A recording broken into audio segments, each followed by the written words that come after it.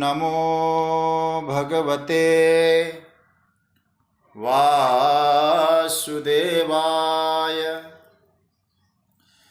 कृष्णाय वासुदेवाय हरे परमात्मने प्रणतः क्लेशनाशाय गोविन्दाय नमो नमः। नमः परमहंसास्वादितचरणकमलचिन्मकरन्दाय भक्तजनमानसनिवासाय श्रीरामचन्द्राय। वागीशायस्य वदने लक्ष्मीर्यस्य च वक्षसि यस्यास्ते हृदये संवित् तं नृसिंहमहं भजे। गुरुर्ब्रह्मा गुरुर्विष्णुर्गुरुर्देवो महेश्वरः गुरुः साक्षात् परब्रह्म तस्मै श्री गुरवे नमः। भगवत चरण कमलानुरागी सभी आत्मीय प्रिय प्रभु प्रेमीजन, स्वाध्याय परिवार के सभी मेरे अपने स्वजन आत्मीयजन, आप सभी को मेरा प्रणाम वंदन। राधे राधे, जय सिया राम। भगवान की मंगलमयी कृपा करुणा से हम सभी को मानव जीवन का लाभ प्राप्त हो रहा है। प्रभु की कृपा से हम सभी लोग श्रीमद् भगवत गीता के आधार पर कुछ चिंतन कर रहे हैं। जो भक्ति का प्रकरण चल रहा है 9वें अध्याय का, ये गीता का मध्य है, इसलिए इसकी महिमा भी विशेष बताई गई है। कल हम लोग चिंतन कर रहे थे इसमें 9वें अध्याय के 33वें श्लोक तक की।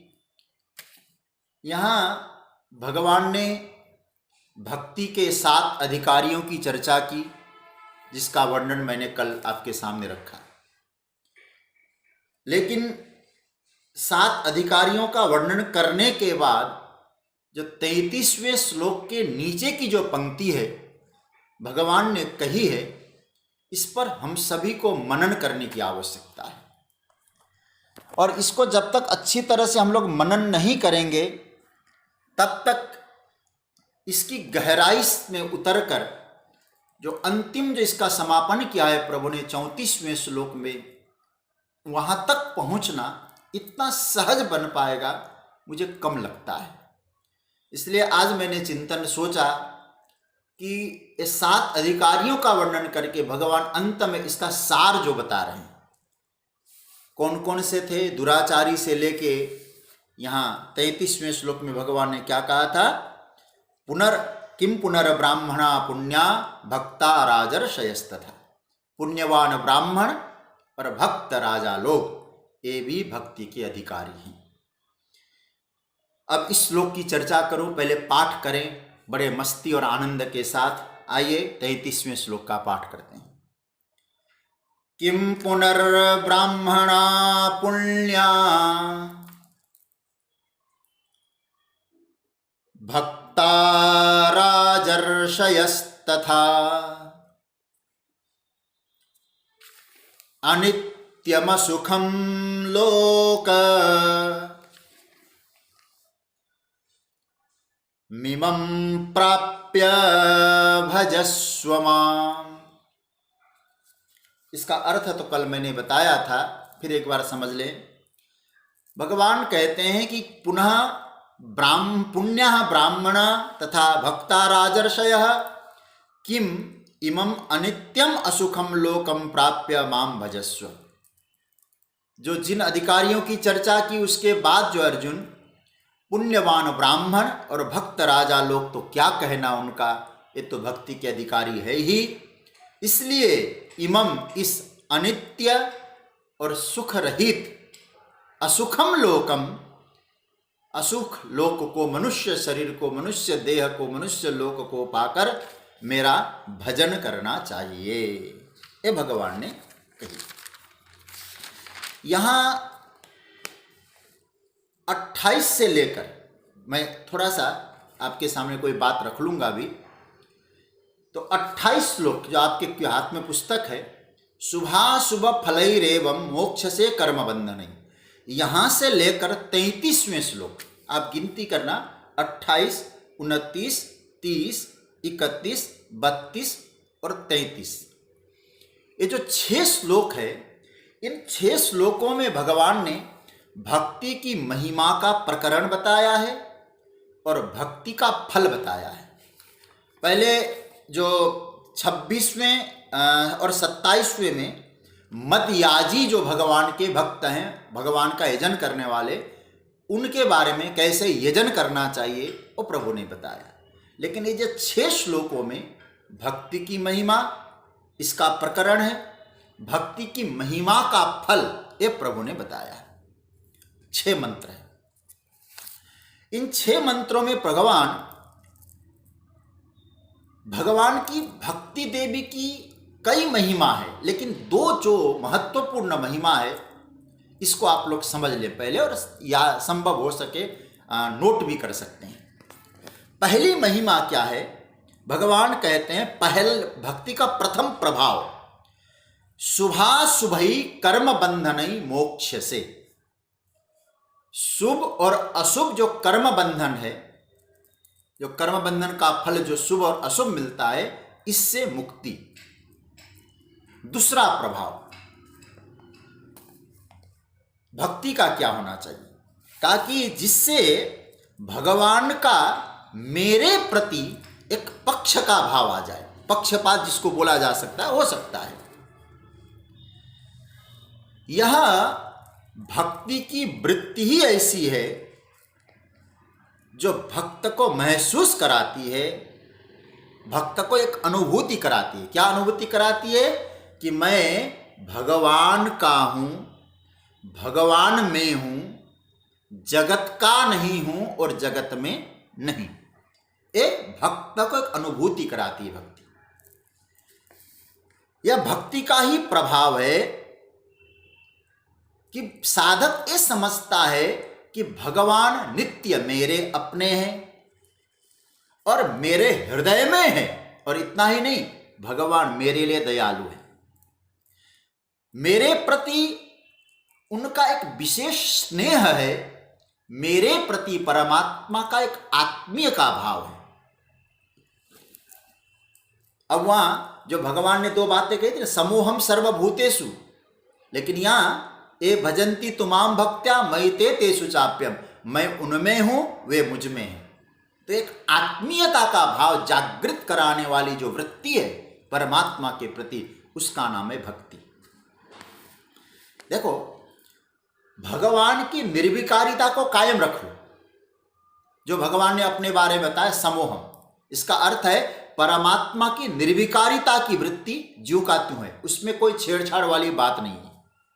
किंतु एक आत्मीय भाव भक्त अनुभव करता है। ठीक है, अब जैसे एक मैं उदाहरण आपको दूं, सूर्य उदय हो जाए तो कमल खिलता है। अब हम लोग कहेंगे वैज्ञानिक स्तर पर, वैज्ञानिक दृष्टिकोण से कहेंगे तो सूर्य उदय होता है या नहीं होता, उनका अपना स्तर है सोचने का। लेकिन यदि कमल का दृष्टिकोण समझें, कमल का सत्य क्या है? कमल का सत्य है सूर्योदय होता है और सूर्यास्त होता है। वेदांत कहता है कि सूर्योदय सूर्यास्त एक भ्रामक है। भागवत में भी बात आई है, जैसे शरीर का जन्मना और शरीर का मरना, ये अलग सत्य का विषय है। लेकिन भक्ति की यदि यात्रा में है तो कमल की तरह भक्त को यह सोचना है भगवान मेरे हैं। अब सूर्य किसके हैं? सूर्य जाने। लेकिन कमल को यह लगता है कि सूर्य उदय हुआ तो मैं खिला, सूर्य अस्त हुए तो मैं बंद हुआ। ठीक इसी तरह भक्त अपने हृदय में जब भक्ति की वृत्ति को जागृत करता है, तब वह अनुभव करता है भगवान कृपालु है, समूहम किसी और के लिए हो सकते हैं, भगवान समान किसी और के लिए हो सकते हैं, मेरे लिए भगवान कृपालु है। भगवान मेरे लिए आत्मीय है, भगवान मेरे अपने हैं, और भगवान का मेरे प्रति विशेष स्नेह है। परमात्मा ने मुझे अपनाया है। सज्जनों ध्यान देना, यह भक्त अनुभव कर सकता है। इसलिए और दूसरी बात आपको एक कहना चाहूंगा, यदि भक्त इस प्रकार का अनुभव करता है कि भगवान मेरे हैं, मेरे लिए हैं, एक काल्पनिक मत समझ लेना, क्योंकि हम लोग भक्ति की चर्चा कर रहे हैं, ये अंतिम पड़ाव पे पहुंच चुके हैं 9वें अध्याय का। एक काल्पनिक शब्द या प्रयोग मत करना कि भक्त की कल्पना होगी। काल्पनिक नहीं, व्यवहारिक है। बहुत गंभीरता से चिंतन करना इस बात का। देखिए, भरत जी जो राम जी के प्रति भावना रखते हैं, और राम जी के प्रति ही छोड़ दीजिए, राम जी के प्रति तो भाई ही उनकी भावना, राम जी के चरण पादुका के प्रति भी जो उनकी भावना है, ये मत समझ लेना कि केवल भरत जी की कल्पना है, भरत जी के जीवन का व्यवहार है। अरे काल्पनिक शब्द कल्पना तो हम उसको कहेंगे, काल्पनिक तो हम उसको कहते हैं, आप अपनी ओर से तो कुछ भी सोचें, कुछ भी रखें भाव, लेकिन सामने वाला आपके प्रति कोई भाव नहीं रखता, कोई भावना नहीं रखता है, तो हम उसको कल्पना कह सकते हैं। ये एक, जब कल्पना का मतलब होता है एक पक्ष, हमने अपनी ओर से कल्पना की, लेकिन ये व्यवहारिक है, इसीलिए प्रेम है, भक्ति है, और शास्त्र का यह सिद्धांत है, प्रेम दोनों ओर से होता है। इसलिए जब भगवान नंदनंदन श्याम सुंदर मथुरा रहते हैं तो गोपियां प्रभु को याद करती हैं, तो भगवान भी उद्धव जी से कहते, उद्धव तामन मनस्का मत प्राणा मदर्थे त्यक्त दैहिका। हे उद्धव, केवल वे मुझे याद करें ऐसी बात नहीं, मैं भी याद करता हूं। इसलिए हमेशा इस बात को ध्यान देना कि प्रेम एक पक्षीय नहीं होता है, और भक्ति वाला जो प्रेम है, भक्ति का जो श्रेष्ठ सिद्धांत है, दो पक्ष है, एकांगी नहीं है। आज मैं जब ये चिंतन करने लगा, तो पहले पाठशाला में हमने पढ़ा स्कूलों में, वो मैथिली शरण गुप्त का साकेत, मुझे बहुत प्रिय लगता है कविता। दोनों ओर प्रेम पलता है, सखी पतंग भी जलता है, हाँ दीपक भी जलता है, दोनों ओर प्रेम पलता है। प्रेम एक तरफ से पलता नहीं है, दीपक भी जलता है, पतंग भी जलता है। भक्त एक कोई साधारण स्थिति का वर्णन नहीं है यहाँ।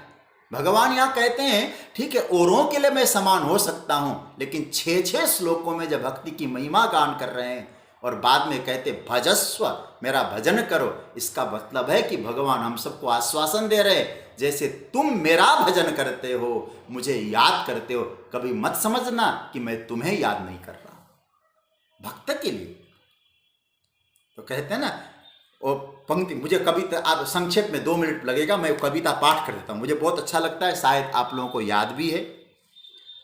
कहते हैं ना, शीश हिलाकर दीपक कहता, बंद वृथा ही तू क्यों दहता, पर पतंग पड़कर ही रहता, कितनी विह्वलता है, दोनों ओर प्रेम पलता है। क्या भाव है मैथिली शरण गुप्त जी का। बचकर हाय पतंग मरे क्या, प्रणय छोड़कर प्राण धरे क्या, जले नहीं तो मरा करे क्या, क्या यह असफलता है, दोनों ओर प्रेम पलता है।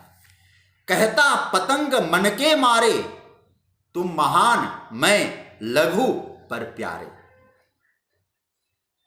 क्या न मरण भी हाथ हमारे, शरण किसे छलता है, दोनों ओर प्रेम पलता है। दीपक के जलने में आली, फिर भी है जीवन की लाली, किंतु पतंग भाग्य लिपिकाली, किसका बस चलता है, दोनों ओर प्रेम पलता है। जगती बणिक वृत्ति रखती, उसे चाहती जिसे चखती, काम नहीं परिणाम निखरती, मुझको ही खलता है, दोनों ओर प्रेम पलता है। सज्जनों, कहने का अर्थ यह है, ये भक्ति का जो सिद्धांत आप जरा पकड़ लीजिएगा, मैं इस श्लोक पे आप लोगों को कहूंगा अंडरलाइन करिएगा, तो ये पंक्ति आपके जीवन में उतर जाएगी। भगवान ने जो कहा है, ए भजंती तुमाम भक्त्या मयिते तेषु चाप्यहम्, 29वें श्लोक में, मयिते वे मुझ में, मैं उनमें, वो मुझ में रहते हैं, मैं उनमें रहता हूं। इसका मतलब है भक्त और भगवान का संबंध केवल कल्पना के आधार पे मत तोलना, ये व्यवहारिक धरातल पे बिल्कुल सत्य है। प्रेम एक तरफा नहीं होता है। इसका मतलब है जो भरत जी की जो भावना है भगवान के प्रति, राम जी की भी वही भावना है। लक्ष्मण जी की जो अनुभूति है परमात्मा के प्रति, राम की भी भावना उनके प्रति है। एक तरफा कल्पना नहीं है यहां। इसलिए विशेष जो प्रेम है, जो आत्मीयता है, वो हैया है। इसलिए भक्ति की कितनी महिमा का गान किया 6 श्लोकों में। देखो,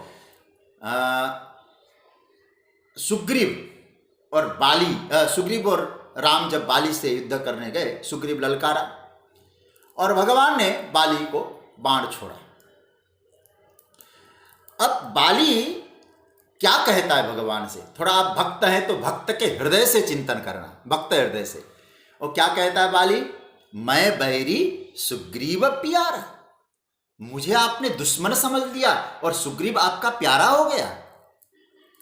यह बाली को लगता है कि भगवान राम, जिसको समदर्शी कह चुका हूं मैं तारा के सामने, समदर्शी रघुनाथ, रघुनाथ तो समदर्शी है, उनको कह चुका हूं, अपनी पत्नी को उपदेश दे चुका हूं।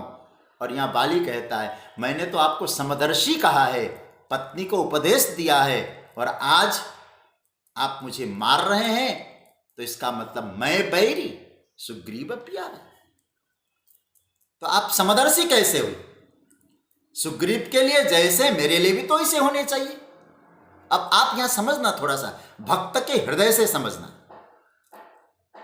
बाली कहता नहीं नहीं नहीं नहीं नहीं, आप गलत कर रहे हैं।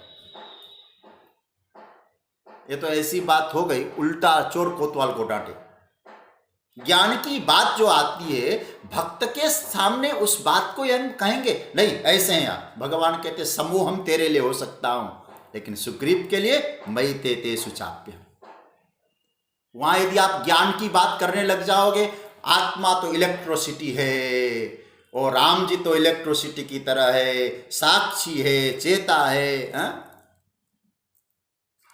तो ये आप यदि ज्ञान देने लग जाएंगे तो कैसे बनेगा? कई बार हम लोग थोड़ा बहुत पढ़ के सुन के बड़े अच्छे ज्ञानी बन जाते, वेदांती बन जाते हैं। मुझे उड़िया बाबा जी महाराज कहा करते थे, लोग अखबार पढ़ के वेदांती बन जाते हैं। अखबारों को पढ़ के लोग वेदांती बनते हैं। और महाराज आजकल तो बहुत अच्छे, एक तो मैं नाम नहीं लूँगा, स्वाध्याय परिवार में वो जुड़े भी नहीं, इसलिए मैं कहने में मुझे संकोच नहीं है। एक मुझे बहुत अच्छा उपदेश दे रहे थे। शास्त्र ज्ञान कितना है मुझे तब मालूम पड़ा, तो मैंने कहा आपको इतना नॉलेज कैसे हुआ? बोले कोई अखबार में आता है, क्या बताते, स्पीकिंग ट्री, उसको पढ़ के मुझे नॉलेज हुआ। मैंने कहा कि तुम अच्छे ज्ञानी तो बन गए, लेकिन मूल शास्त्र का चिंतन करो, क्या लिखा है। तो वेदांती बनना, इसलिए शास्त्र चिंतन हो, गुरुमुख से कुछ सुने, प्रभु के प्रति आस्था हो, तब आप समूहम भी समझ सकते हैं, मयिते तेषु चाप्यहम्, ये भक्त की भावना भी समझ सकते हैं, केवल काल्पनिक नहीं कहेंगे। फिर आप जब प्रातस्मरणीय पूज्यपाद स्वामी श्री अखंडानंद सरस्वती जी महाराज जब श्रीमद् भागवत जी की कथा सुनाते थे, गिरिराज पूजन का जब प्रसंग आते थे, तो कहा करते थे वेदांत का अपना महत्व है। कहते मैं पूरा 24 कैरेट का वेदांती हूं, मेरी ब्रह्म में पूर्ण आस्था है, लेकिन मैं आपसे कहूं हर जगह वेदांत मत घुसेड़ो। तो कभी कभी बोला करते थे, गिरिराज भगवान का जब पूजन होता है, 56 प्रकार के भोग लगते हैं, भगवान पा रहे हैं, तो वहाँ ये मत कहो कि भगवान तो अभोक्ता है। तो उन वेदांतियों ने, वो विनोद में कहा करते थे मजाक में, तो वेदांतियों ने ब्रह्म को अभोक्ता अभोक्ता अभोक्ता कह के भूखा मार दिया। तो ये वेदांत का ब्रह्म नंदन नंदन श्याम सुंदर बन के आया, अतृप्त होके खा रहा है। मैं आपसे एक निवेदन करना चाह रहा हूं, गीता में साक्षी की भी चर्चा है। इस गीता के इन श्लोकों का उपसंहार की ओर हो रहा है, इसलिए मैं कुछ बातें आपके सामने रखना चाह रहा हूं। गीता में साक्षी की भी चर्चा है भगवान ने, न च मत्स्थानि भूतानि, ये भी प्रभु ने कहा है। लेकिन साथ साथ भगवान ये भी कहते, पितामहस्य जगतो माता धाता पितामह। क्या 17वां श्लोक है, शायद कर रहा हूँ, देख रहा हूँ, याद आया मुझे। पितामहस्य जगतो माता, हाँ 17वां श्लोक देखिए। पितामह, मैं पिता हूँ, धाता हूँ, माता हूँ, पितामह हूँ जगत का। एक तरफ भगवान ये भी संबंध दे रहे हैं। तो आपका संबंध आप क्या चाहते हैं? आप भक्त हैं तो परमात्मा आपके लिए पिता बनने को तैयार, माता है आपके लिए, पुत्र है आपके लिए, जो संबंध प्रभु से स्वीकार कर लो। इसका मतलब है स्वयं प्रभु इस बात को कह रहे हैं। तो किसकी अनुभूति है? भगवान कहते हैं भक्त की अनुभूति। भक्त चाहता है, भक्त की जो भावना है परमात्मा के प्रति, भगवान कहते हैं अर्जुन भजस्व, उस भाव को लेकर मेरा भजन करो। जैसे मेरे भगवान है, मेरे प्रति प्रभु की आत्मीयता है। मैं जगत का नहीं हूं, मैं जगत में नहीं हूं, मैं परमात्मा का हूं और परमात्मा में ही हूं। ये भाव बनाए रखना चाहिए। फिर आपको कहूंगा, यदि भक्त कोई भाव रखता है, भक्त हृदय से रखता है, तो उसे कृपया कृपया कृपया काल्पनिक न कर, व्यवहारिक है उसका। एक मुझे आज एक कथा याद आई है, संभवतः कभी आपने सुना होगा, वाल्मीकि रामायण का बहुत करुणा से भरा हुआ प्रसंग है। और सच्ची में कहूं, जब वाल्मीकि रामायण में ये प्रसंग कोई पढ़ेगा ना, तो उसके आंसू, हृदय भक्त हृदय होगा तो आंसू गिरेंगे। कथा ऐसी है कि आपको मालूम है कि नहीं, भगवान राम ने लक्ष्मण का त्याग किया है एक योजनाबद्ध तरीके से। देखिए, मैं एक कहना, एक प्रसंग में इसलिए सुना रहा हूं कि भक्त जो परमात्मा के प्रति भावना रखता है, तब भगवान कहते ऐसी भावना मेरे प्रति है, भजस्व अनित्यम असुखम लोकम इमं प्राप्य, भजस्व, मेरा भजन करो, क्योंकि मैं तेरा भजन करता हूं। तो राम जी जब साकेत जाने का, राम जी को साकेत जाने का समय आया, बारी आई, तो एक योजना बनाई गई। योजना कैसी बनी? ईश्वर की लीला है। काल आया, ब्राह्मण वेश धारण करके काल भगवान राम के पास आया और उसने भगवान राम से कहा कि मुझे तत्काल आपसे कुछ बातें करनी है और एकांत में कुछ चर्चा करनी है। ब्राह्मण वेश धारण करके काल आया, पूरी कथा सुन लेना। और राम जी ने कहा ठीक है, स्वीकार है, लेकिन एक बात आपसे कहूं। क्या? जब मैं आपसे एकांत में कुछ गुफ्तगू करूंगा, बातचीत करूंगा, कृपया कृपया कृपया उस समय कोई तीसरा व्यक्ति हम दोनों के बीच में नहीं होना चाहिए। राम जी ने कहा यदि कोई आ गया तो? भगवान ने कहा, उस काल ने कहा, जो ब्राह्मण वेश धारण करके आया था, उस काल ने कहा यदि कथनचित तो आ गया तो आपको एक वचन देना पड़ेगा। बोले क्या?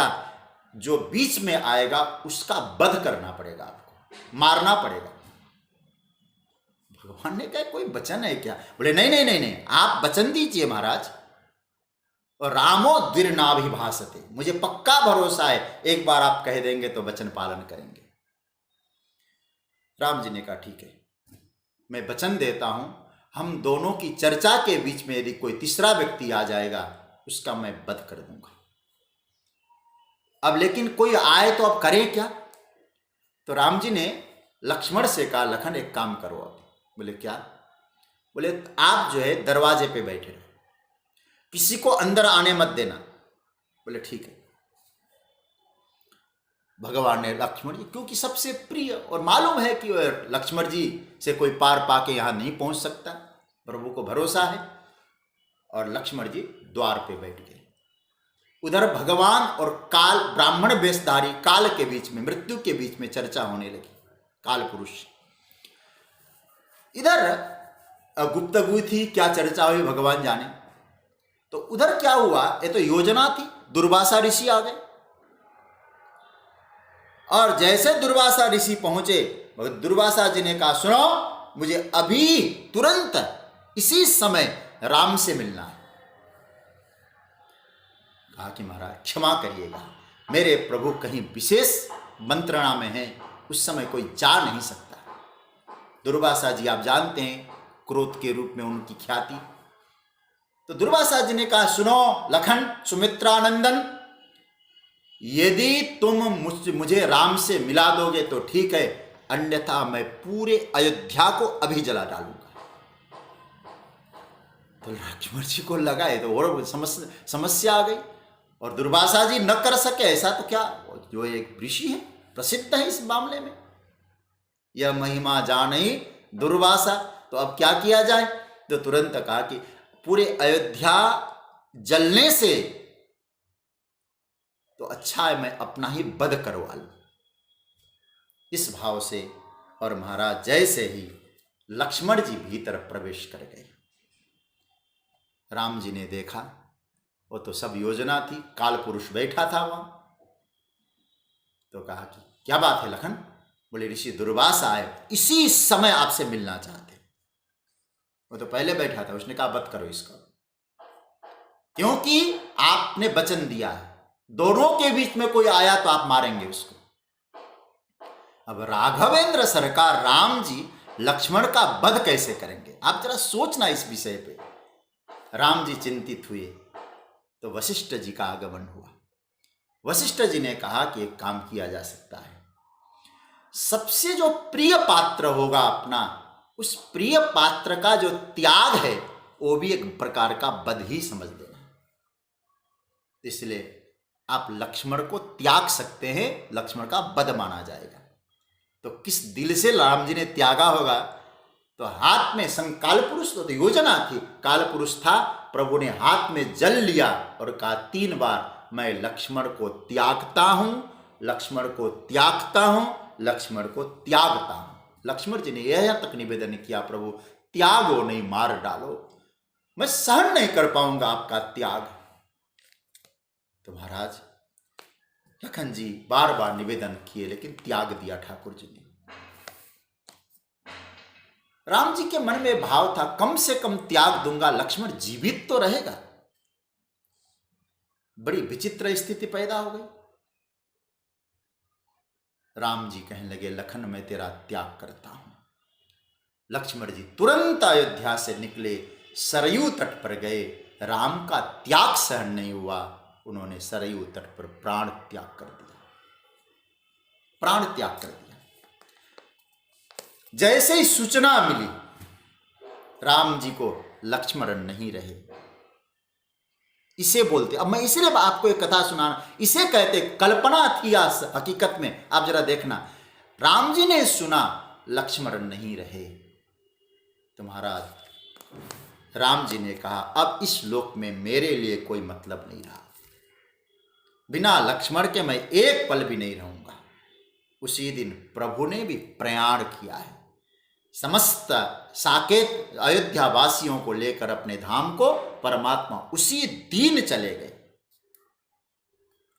अब मैं आपको ये दोनों कथाओं से, अब एक कथा मैं और विस्तार से सुना सकता था, लेकिन कोई बात नहीं, आप समझ गए होंगे।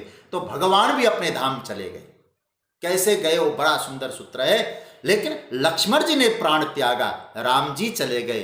तो लक्ष्मण राम जी के भक्त है, तो राम जी के प्रति जो लक्ष्मण की भावना है, अब आपसे कहूं एक काल्पनिक है कि व्यवहारिक है, अब निर्णय आपको करना है।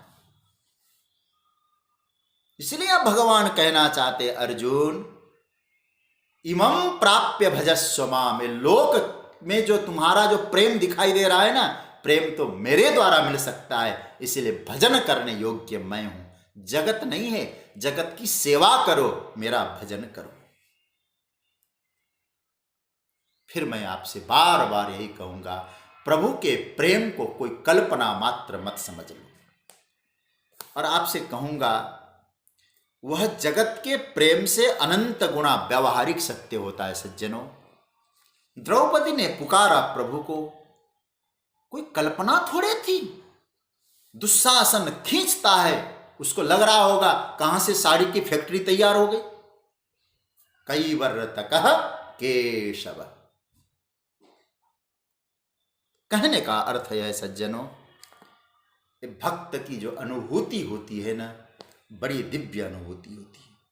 जो भक्तों का अनुभव क्या है, वृंदावन से भगवान चले गए मथुरा, द्वारिका में जाके भगवान अपने धाम चले गए, लेकिन भक्त का अनुभव क्या है? भक्त का अनुभव यह है कि भगवान वृंदावन छोड़ के नहीं जाते, ये विश्वास है। और ये विश्वास केवल काल्पनिक नहीं है, अनुभव है। मुझे तो अनुभव है, ये भाव है। तो इसीलिए भागवत में लिखा है, भक्ति जर्जरा हो गई, वृंदावन गई तो तरुणी हो गई। इसका मतलब कुछ तो प्रभाव है ना। भागवत के महात्मा में आया, धन्यो धन्यम वृंदावनम धाम भक्तिर नृत्यति यत्र च। धन्य है वृंदावन धाम, जहां भक्ति की नृत्य, भक्ति का नृत्य होता है। ये क्या है? मैं इतना ही कहूंगा, ये भक्तों का अनुभव है। भक्ति ही है ऐसी दिव्य अनुभूति का दान कर सकती है सज्जनों। अब आप ही बताइए, कोई व्यक्ति कहे कर्म बंधन से छूटने की बात, हम लोग हर कर्म बंधन तो सबके जीवन में है जी, लेकिन भक्ति का प्रभाव जरा देखिए। भगवान कहते हैं, कर्म बंधन ही मोक्ष से, कर्म बंधन से तुम्हें मुक्त कर दूंगा अर्जुन। इतनी बढ़िया है भक्ति देवी की महिमा का। और आप जरा सोचिए, 6 श्लोकों में स्वयं परमात्मा भक्ति की महिमा का गान कर रहे हैं। क्या करती है भक्ति? दुराचार को साधु बना देती है। आहा, कोई देर नहीं लगती। क्षिप्रम भवति धर्मात्मा शश्वत शांतिम निगच्छति। यो दुराचारासीत स धर्मात्मा भवति। कदा भवति? शीघ्रमेव भवति। भगवान कहते हैं, यदि कोई पाप वाली पृष्ठभूमि होगी उसकी, तो भगवत आश्रय से उसके जीवन में पृष्ठभूमि का प्रभाव नहीं होगा। ये आप नोट कर लो, हमारा पृष्ठभूमि बैकग्राउंड कैसा है। यदि आपकी निष्ठा परमात्मा के प्रति है, तो आपके जीवन में आपके बैकग्राउंड का भी प्रभाव नहीं होगा। भक्ति की महिमा। अर्जुन, इसलिए कैसे थे इसका क्या चिंतन करना, वर्तमान में यह सोचो अर्जुन, मैं भगवान का हूं, बना रहूंगा और भगवान का भजन करूंगा। माम भजस्व। मैं तो आपसे कहूंगा, आप नोट कर लीजिए कि 2 बातों का संकल्प ले लो तो आप भक्त हैं। पहला संकल्प, मैं प्रभु का हूं, इतनी सी बात, हे नाथ मैं आपका हूं। दूसरा, हमेशा बना रहूंगा। ये बहुत बड़ी बात है। भक्त तो बन जाते, लेकिन हमेशा बना रहूंगा, ये संकल्प सम्यक व्यवस्थित हो इसे। तब क्या होगा? भगवान कहते हैं, यदि ऐसी स्थिति आई तो भगवान कहते हैं तुरंत साधु बन गया, धर्मात्मा हो गया। साधुरेव समन्तव्य क्षिप्रम भवति धर्मात्मा। इसलिए मैं कैसा हूं, पृष्ठभूमि की चिंता करना, मैं कहाँ पैदा हुआ, किस घर में पैदा हुआ, भक्ति के मार्ग में यदि आप चल रहे हैं, ये सब व्यर्थ का चिंतन करने की आवश्यकता ही नहीं। मैं प्रभु का हूं, बस इतना काफी है।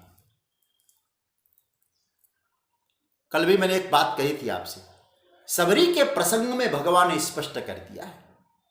यदि भक्ति को आप समझ सकते हैं, केवल एक सूत्र पकड़ना, अनित्यम असुखम लोकम इमं प्राप्य भजस्व माम, मेरा भजन करो।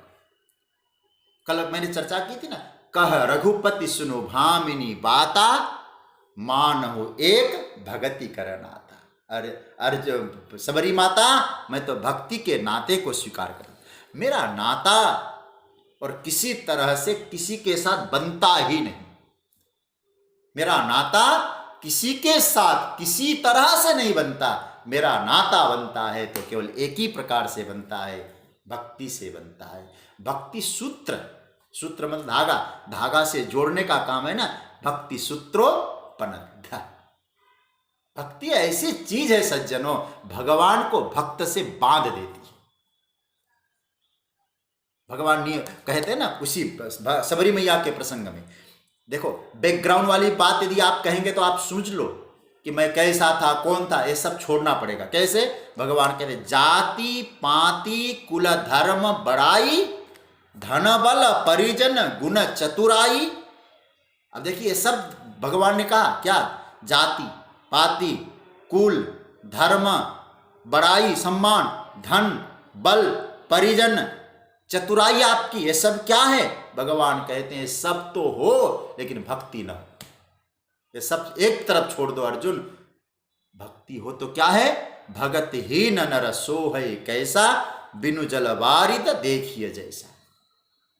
बिना भक्ति का कैसे लगेगा? बिना जल के बादल। जहां तक भक्ति का संबंध है उसके सामने अर्जुन ये सब महत्वहीन है। तुम कौन जाति के हो, कौन, बस दो चीजें, मैं भगवान का हूं, हमेशा बना रहूंगा, ये संकल्प लेना ही भक्त के लिए बहुत बड़ी निधि है। तो सज्जनों, भक्ति महिमा का गान भगवान करते हुए कहते हैं, अर्जुन ऐसी भक्ति को, ऐसी भक्ति महारानी को अपने हृदय में धारण करो और उस भक्ति देवी के पुत्र बन के रहो तुम। मैं भक्ति का पुत्र हूं। फिर क्या सोचो? अब मैं इस श्लोकों के आधार पर चर्चा कर रहा था। भगवान सो कहते हैं, अब अर्जुन ऐसा सोचो, अनित्यम असुखम लोकम इमं प्राप्य भजस्व मां। यह आदेश दिया है प्रभु ने अर्जुन को, हे अर्जुन ये मेरी आज्ञा है। क्यों? दूसरा कोई विकल्प ही नहीं है, कोई अल्टरनेट नहीं है, यही आज्ञा दे रहा हूं। क्या आज्ञा है?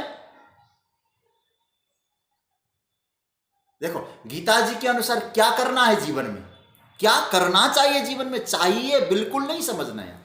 हम कहते ऐसा होना चाहिए, बोले चाहिए नहीं, भगवान कहते होना है। क्या होना है? अनित्यम असुखम लोकम इमं प्राप्य भजस्व मां। अब बताओ अर्जुन, यह लोक जो तुम्हें प्राप्त हो ही गया है, तो अब इस लोक में रहकर तुम क्या करोगे? भजन करो।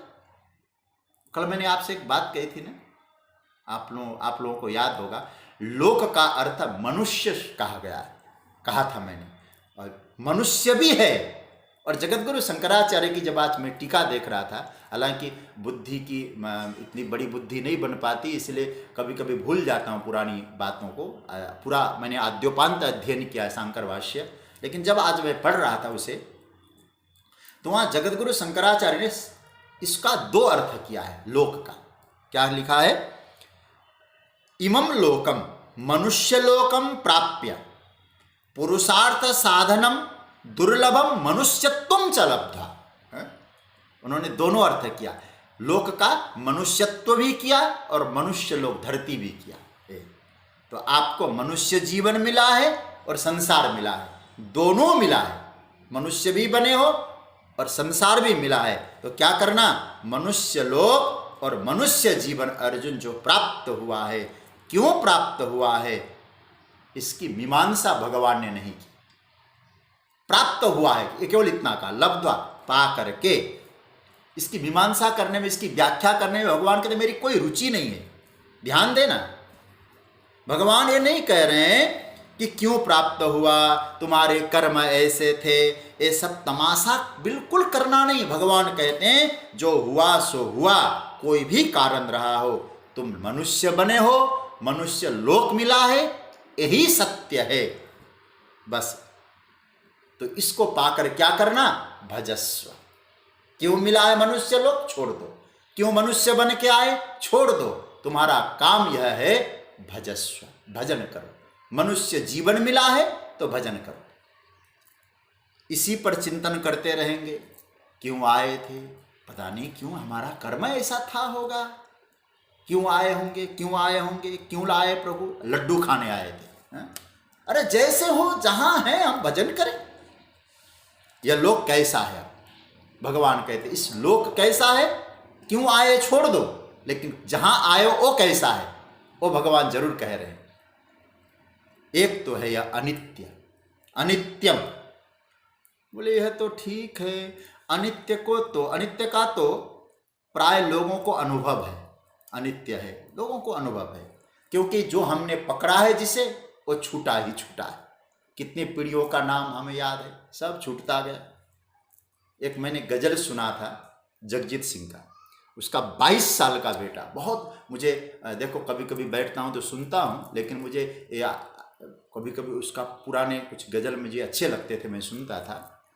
तो उसमें उसने कहा, जगने छीना मुझसे मुझे जो लगा प्यारा, सब जीता किए मुझसे मैं हरदम ही हारा।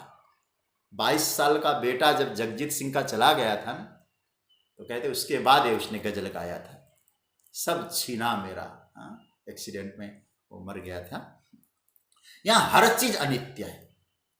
हमारा संबंध अनित्य है, हमारा मनोभाव अनित्य है, हमारा स्वास्थ्य अनित्य है, शरीर अनित्य है, धन अनित्य है, आयु, सब, ये सब क्या है? ये सरक रहा है। और हमने कह दिया ए है तो कर पकड़ लिया।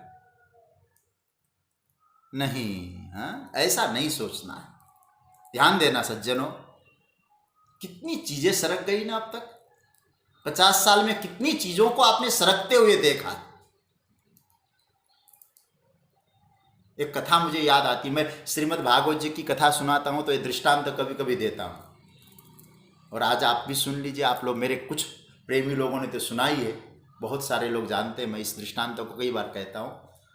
और एक बात मैं आपसे कहूं, आज हमारे जो अकोला के शर्मा जी हैं, वो आज कोई विशेष एक अनुभव आपके सामने रखने जाएंगे। वो ऐसी आज चर्चा हुई थी, बहुत छोट संक्षेप में बोलेंगे, लेकिन बहुत आप लोगों को बहुत लाभ देगा उनका अनुभव। मुझे लाभ दिया है, और मैंने कुछ उपाय बताया था अकोला की कथा प्रसंग में, उसके आधार पर एक बहुत बड़ा चमत्कार उन्होंने कहा। तो मैंने कहा कि सबको लाभ मिले। आज आप स्वाध्याय परिवार में इसको रखना। आप लोग शांत धैर्य से बैठे रहेंगे।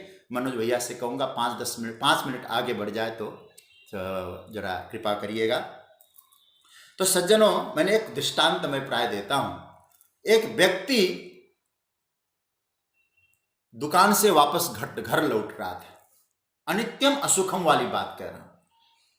लौट रहा था तो उसने क्या देखा कि वो, उसकी पत्नी ने फोन करके कहा, आप आ रहे हो ना, रास्ते से मेरे लिए एक साड़ी लेके आना। बोले ठीक है। दुकानदार के पास वो गया और दुकानदार से कहा कि भाई एक साड़ी चाहिए, लेकिन मेरी पत्नी के लिए मैं पहली बार शॉपिंग कर रहा हूं, यदि उसको पसंद नहीं आए तो बदल देना। बोले ठीक है, मैं बदल दूंगा। और नारायण, और जैसे ही वो हरे रंग की साड़ी लेके गया तो उसने कहा, पत्नी ने, बोले आपको अभी तक अक्ल नहीं आई? बोले मेरे पास इस रंग की साड़ियां बहुत है। कहा कि मुझे तो लाल रंग की बहुत अच्छी साड़ी चाहिए थी। उसने कहा कोई बात नहीं, चिंता न करो, जैसे ही मैंने उस दुकानदार को कहा है मेरी पत्नी को पसंद ना आए तो बदल देना, वो बदल देगा तो अच्छी साड़ी ले आऊँगा। बोले कल भी जब गए, वापस लौट रहे थे, उनको लगा कि चलो साड़ी बदलते हुए जाऊं, अच्छी साड़ी पहुंचाऊं, पत्नी प्रसन्न हो जाएगी। और जैसे ही वो आने लगे, संध्या हो गई थी, तो एक दुकान में पहुंचे और वो दुकान था हलवाई का, जहां मिठाइयाँ बन रही थी, चाय कचौड़ी तैयार थी। कहा कि साड़ी बदलो। साड़ी न सामने रख दिया उसने। उस दुकानदार ने कहा कि भैया एक बात बताइए, हमारे यहाँ मिठाइयों का दुकान है, चाय कचौड़ी बनती है, और आप साड़ी लेके आए। बोले कल आपने कहा नहीं था क्या, पसंद ना आए तो बदल देंगे, तो बदल दीजिए। तो उस दुकानदार ने कहा नहीं, ऐसा तो नहीं हो सकता, साड़ी की दुकान ही नहीं है। बोले नहीं नहीं नहीं, आप ही ने कहा था। तो दुकानदार ने कहा क्या दुकान का आपने पहचान किया? बोले पहचान करके ही आया हूँ। क्या पहचान है? बोले कल मैं जिस दुकान से साड़ी लेके निकला था, उस दुकान के आगे एक सांड बैठा था, आज इसी दुकान के आगे सांड बैठा है। कल जिस दुकान के आगे सांड था, आपके दुकान के आगे। तो सज्जनों, क्या सांड से दुकान की पहचान हो पाएगी? सांड क्या है? सरकता है। आज इस दुकान के आगे है, कल उस दुकान के आगे। संसार का सुख सरकता नहीं है क्या? जिस चीज के द्वारा आज आपको सुख मिला है, याद रखना सज्जनों, वही वस्तु कल आपको दुख भी दे सकता है। कोई शाश्वत नहीं है। इसलिए परमात्मा संसार के लिए कहते हैं अनित्यम, यहां नित्य नहीं है।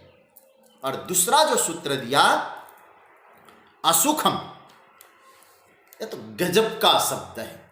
असुखम, असुखम का अर्थ है ऐसा नहीं कह रहे भगवान दुखम अथवा दुखदम, ऐसा नहीं कह रहे। इसको कहने में क्या दिक्कत थी? भगवान कहते नहीं, ऐसा तो मैं कह नहीं सकता हूं, क्योंकि अर्जुन को कभी तो सुख मिला होगा।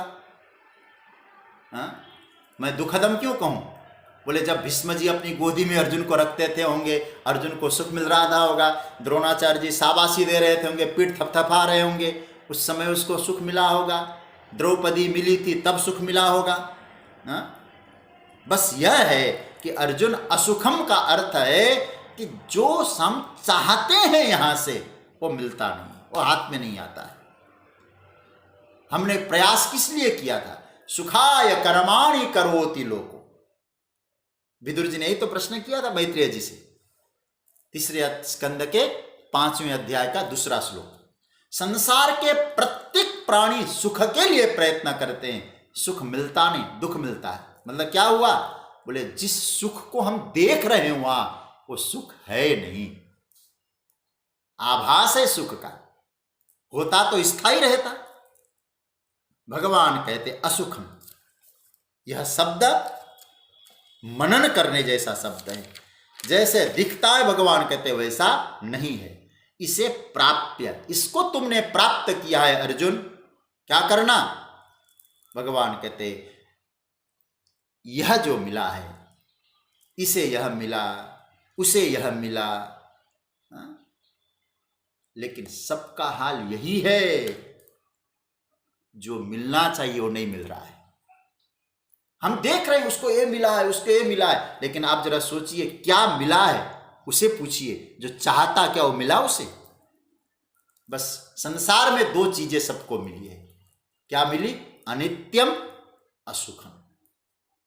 अच्छा महाराज, अनित्य और असुख है, अनित्यम असुखम लोकम, मनुष्य जीवन मिला, मनुष्य लोक मिला, अनित्य है, सुख नहीं है। हमें करना क्या है? भगवान कहते भजस्व माम, मेरा भजन करो, मैं इस जगत को सुधार कर लूंगा, करेक्ट कर दूंगा, यह भ्रम छोड़ो, इस लोक को मैं बदल डालूंगा। अरे भाई, हमारे बाप नहीं बदल पाए, हमारे दादा दादी नहीं बदल पाए।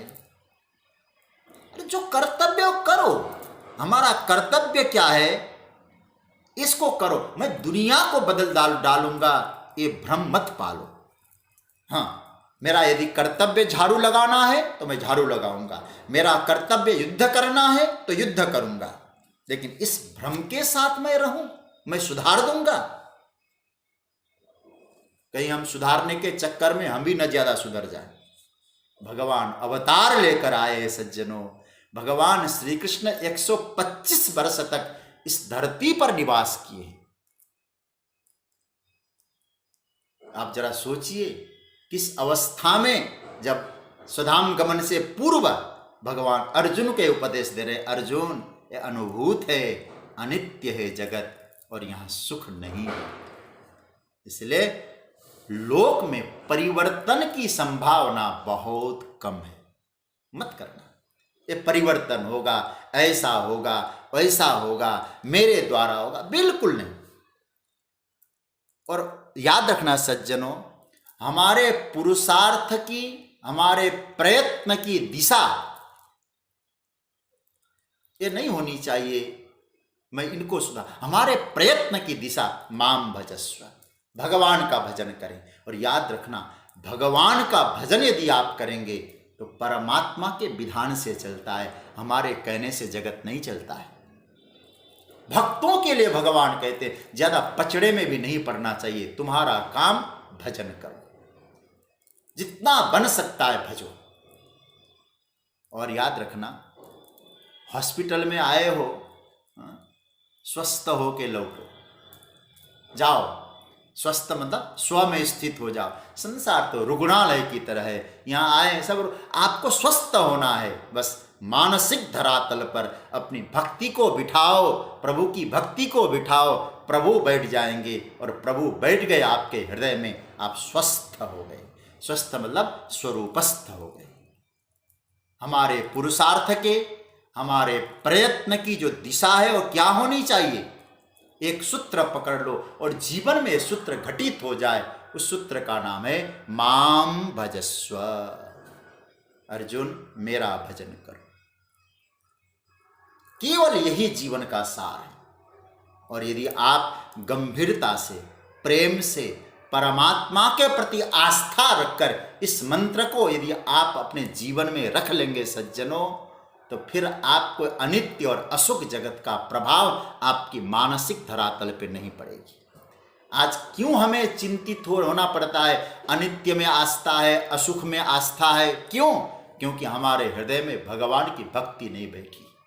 और जिस दिन परमात्मा की भक्ति बैठ जाएगी, क्या जीवन में परिस्थितियां आती है, आने दो, मनस्थिति मजबूत बनेगी। और याद रखना, जितना हो सके सरलतम व्यवस्था है, प्रभु ने कह दिया माम भजस्व, मेरा भजन करो। बस यही जीवन का सूत्र है अर्जुन।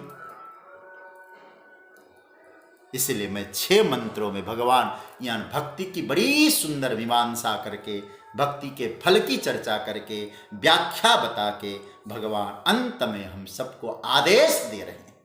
अर्जुन मेरा अर्जुन तो एक माध्यम था, हम सबको परमात्मा आज्ञा कर रहे हैं। जैसे कोई बाप अपने बच्चों को आदेश दे, ये काम करो, ऐसे भगवान हम सबको आदेश दे रहे हैं। अर्जुन की तरह तुम सब अर्जुन हो, मैं आदेश दे रहा हूं, माम भजस्व, मेरा भजन करो। जगत अनित्य है, शाश्वत नहीं है। तुम्हारा जो कर्तव्य है उसे करो अर्जुन, करना है। उत्तरदायित्व लिया है तो पूरा करो। लेकिन यहां से न सुख पा सकते हो, न यहां कोई नित्य रह सकता है, न रह सकोगे, न रख सकोगे। इसलिए रहेगा भी, रखेंगे भी, उसका नाम है भगवान की भक्ति। उसका आश्रय लो और माम भजस्व को सूत्र के रूप में पकड़कर भगवान कहते हैं अर्जुन, अनित्यम असुखम लोकम इमं प्राप्य भजस्व माम, इसको पाकर मेरा भजन करो। अब इसके बाद जो अंतिम श्लोक है, भगवान मन मना भव मद भक्तो मदयाजी माम नमस्कुरु मामे वैश्यसि युक्तैवम आत्मानं मत्परायण। ये बहुत ही सुंदर श्लोक है और इसका प्रयास करूंगा मैं कल इसका उपसंहार करूं। 9वें अध्याय का देखिए है तो 34 श्लोक, लेकिन यात्रा करते करते आज 36 दिन हो गए इसी 9वें अध्याय में। तो इतना महत्वपूर्ण अध्याय है, भक्ति की बड़ी सुंदर चर्चा हो रही है, हम लोग इसका आनंद लेंगे। आज मैंने आपसे निवेदन किया था, थोड़ा सा धैर्य रखिए, ज़्यादा समय भी नहीं लेंगे हमारे रवि शर्मा जी। मैं निवेदन करूंगा कि उन्होंने कुछ अनुभव बताया है हनुमान जी का। आज मंगलवार भी है और आज प्रभु की कृपा से हमने सुबह